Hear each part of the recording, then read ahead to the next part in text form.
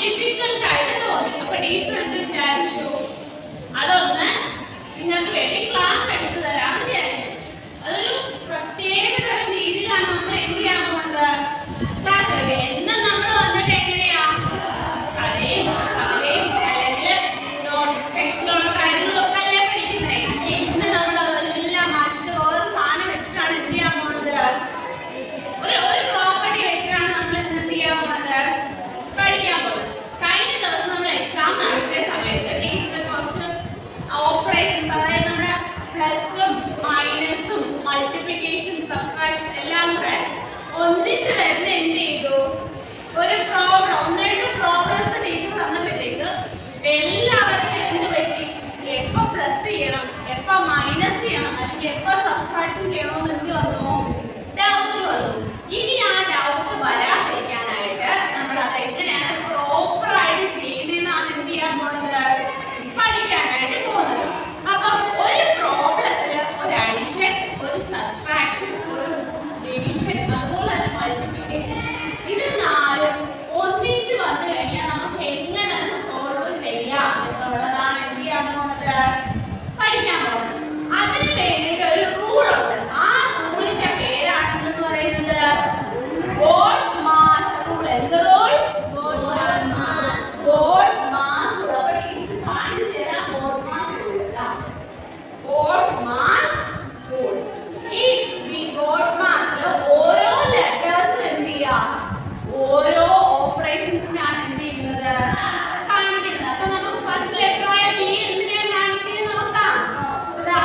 B is for brackets.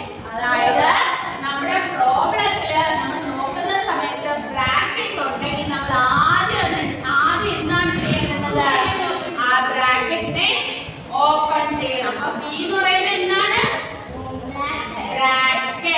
And next letter ഏതാ, ഓ. ഓ is order.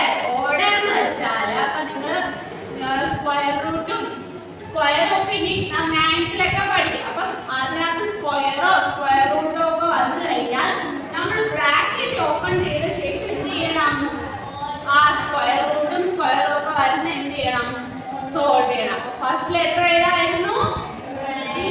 B for bracket. Second letter is O. O for order. ഇനി third letter ഏതാ, D. And D for division.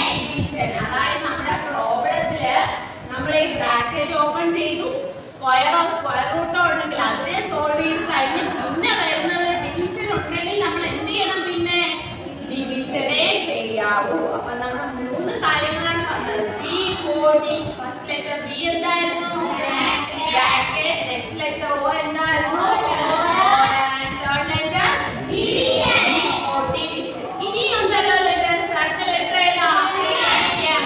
M എന്തിനെ സൂചിപ്പിക്കുന്നത് അറിയാമോ, multiplication. നമ്മുടെ പ്രോബ്ലത്തിൽ ഈ first 3 കാര്യങ്ങളും ചെയ്ത ശേഷം പിന്നെ മൾട്ടിപ്ലിക്കേഷൻ വരുന്നുണ്ടെങ്കിൽ നമ്മൾ എന്ത് ചെയ്യണം, അടുത്ത ഏതിലാണ് സോൾവ് ചെയ്യേണ്ടത്, ആ മൾട്ടിപ്ലൈ ചെയ്യാനുള്ളതാണ് എന്ത് ചെയ്യേണ്ടത്, സോൾവ് ചെയ്യേണ്ടത്. അപ്പൊ ബി, ഓ, ഡി, എം വരെ ആയില്ലേ. ഇനി അടുത്തത് ഏതാ ലെറ്റർ,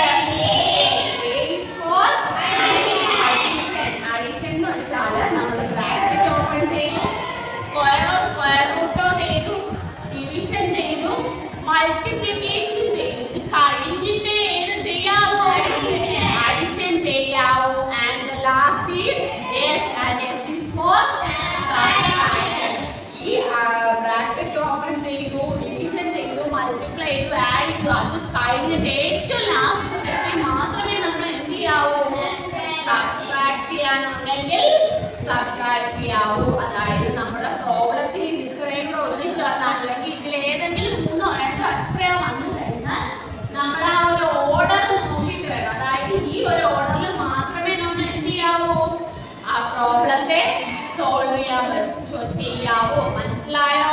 അപ്പൊ നമുക്ക് നിങ്ങൾക്ക് മനസ്സിലായിട്ടുണ്ട്. നമുക്ക് കുറച്ച് പ്രോബ്ലം ചെയ്ത് നോക്കാം. കുറച്ച് പാർട്സ് തരാം.